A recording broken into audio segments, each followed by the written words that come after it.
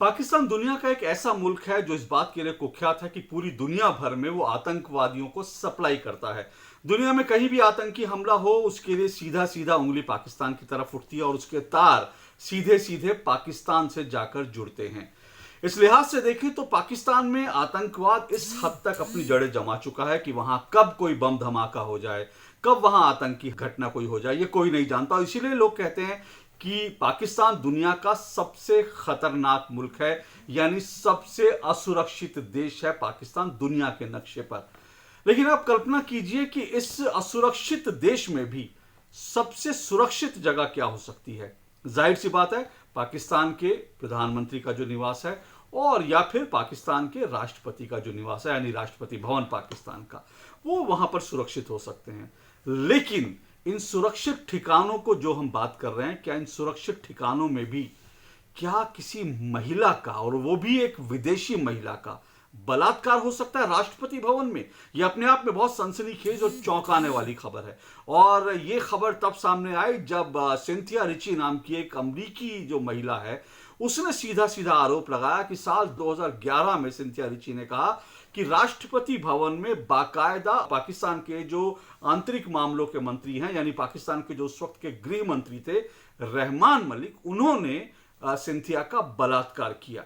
यह मामला अपने आप में बहुत सनसनीखेज इसलिए है क्योंकि सिंथिया ने कहा कि उनको बुलाया गया था किसी बहाने से, शायद वीजा पे बात करेंगे, उन्होंने ऐसा सोचा। लेकिन जब वो राष्ट्रपति भवन गई तो उनको कोई नशा दे दिया गया और उसके बाद रहमान मलिक, पाकिस्तान के गृह मंत्री, ने राष्ट्रपति भवन में एक अमरीकी महिला का बलात्कार किया। और ये खबरें इस वक्त पाकिस्तान में सुर्खियों में छाई हुई हैं। सिर्फ इतना ही नहीं, सिंथिया रिची ने इसके अलावा भी बहुत सनसनीखेज आरोप लगाए। उन्होंने ये भी कहा कि पूर्व प्रधानमंत्री यूसुफ रजा गिलानी ने भी उनके साथ बदतमीजी की और उनको गलत तरह से उनको टच किया। और पूर्व स्वास्थ्य मंत्री, पीपीपी के तमाम लोग हैं, यानी 2011 में जब ये मामला हुआ तब पीपीपी की सरकार थी, पाकिस्तान पीपल्स पार्टी की, और उन्होंने पाकिस्तान पीपल्स पार्टी के जो तमाम शीर्ष के नेता हैं उनको लेकर इतना सनसनीखेज आरोप लगाया सिंथिया रिची ने।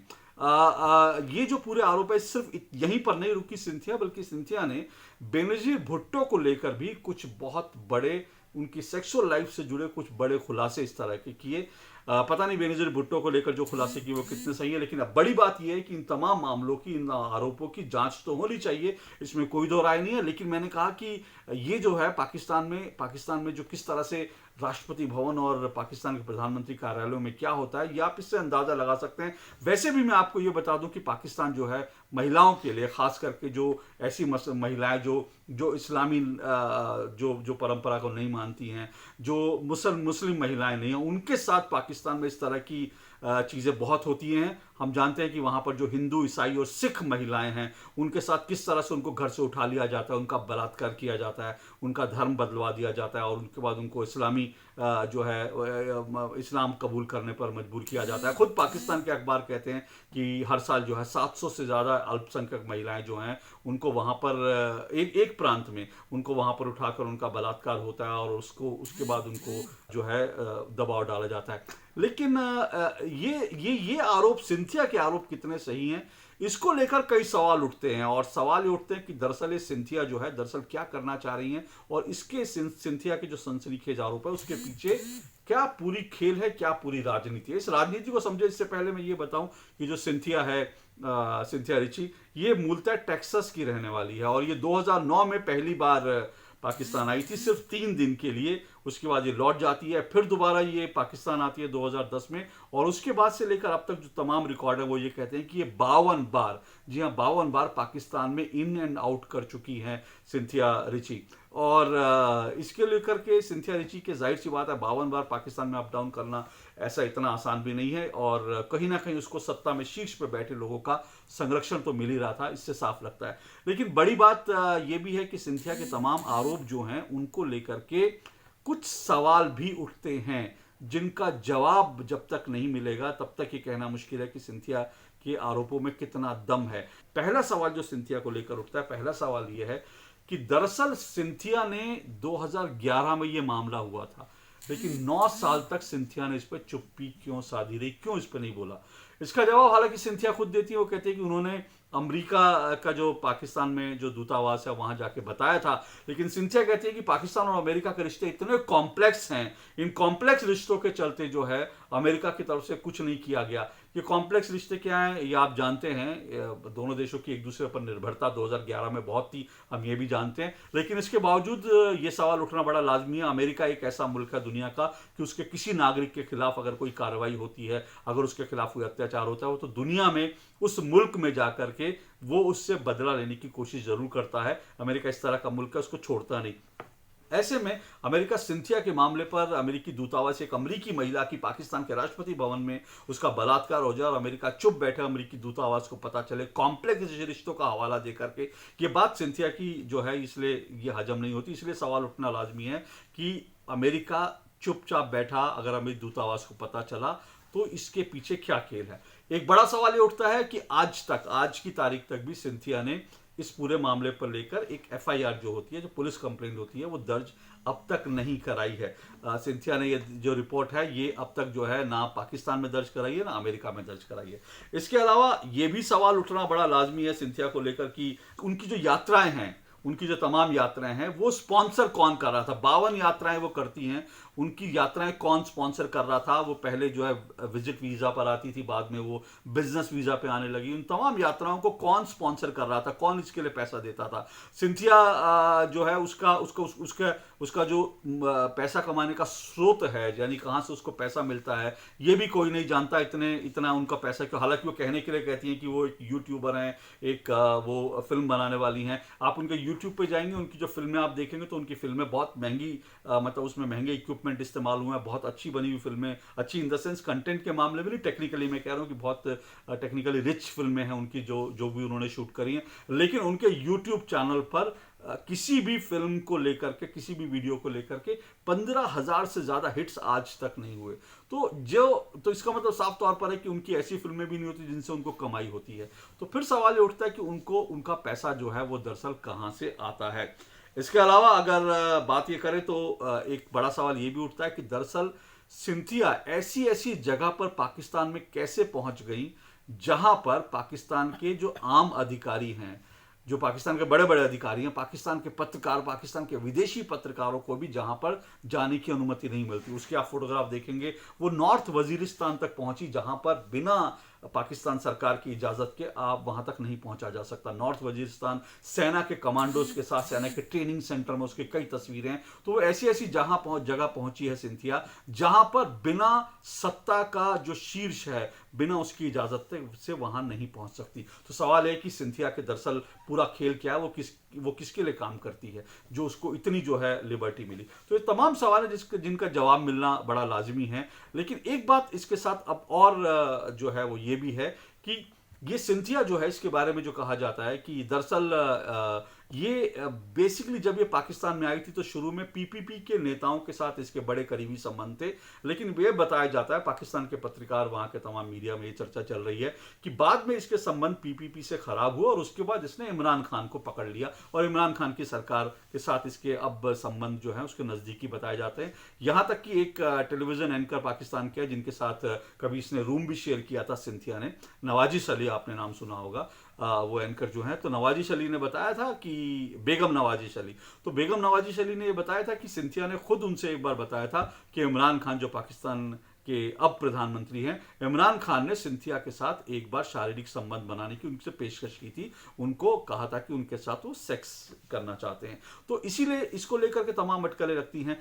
तो इसका मतलब ये है कि सिंथिया कहीं ना कहीं जो है एक किसी न किसी मोल के रूप में कहीं ना कहीं काम कर रही है।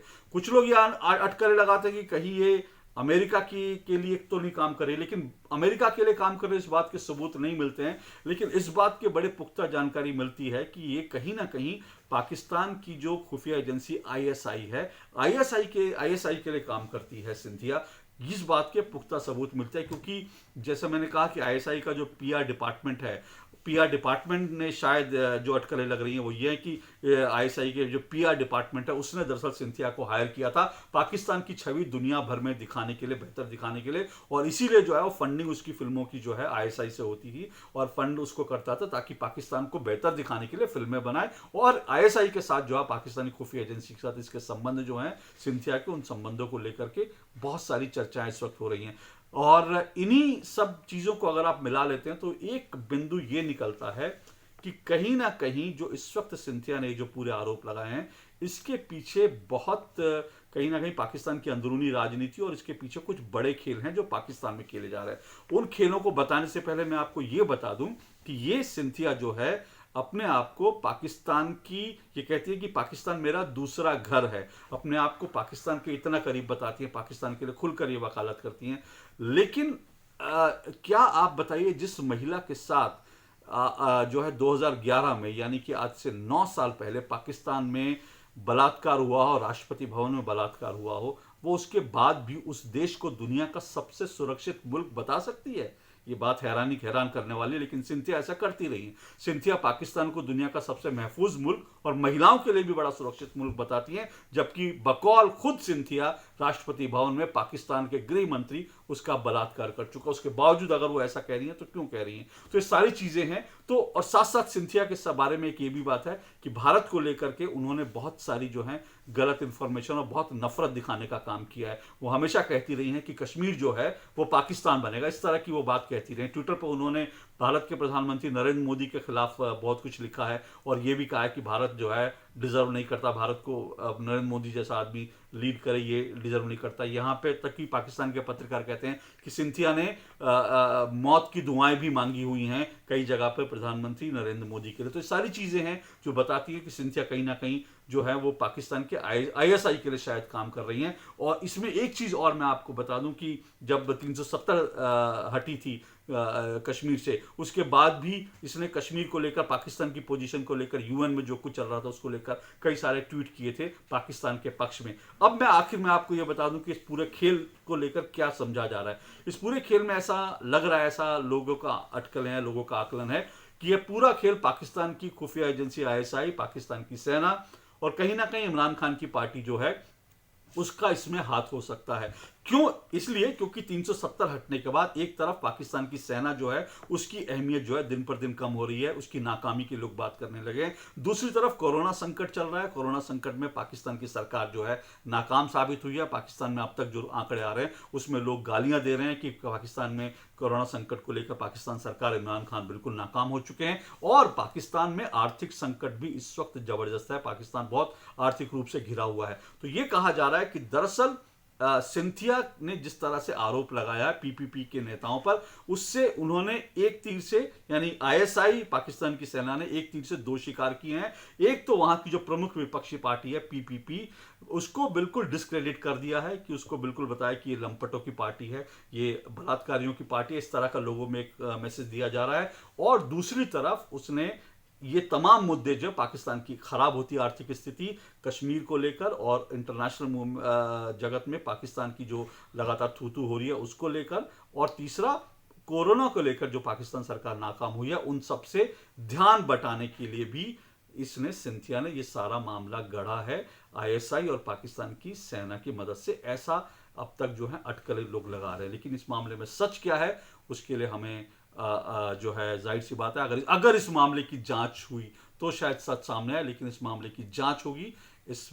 इसको लेकर के कम से कम मुझे इसमें कोई जो है कहने में गुरेज नहीं है कि इस मामले की जांच शायद ना हो और ये मामला रफा दफा हो जाए। तो जो कुछ मैंने बताया उसके आधार पर आप अपना निष्कर्ष निकाल सकते हैं कि इस पूरे खेल के पीछे दरअसल क्या चल रहा है।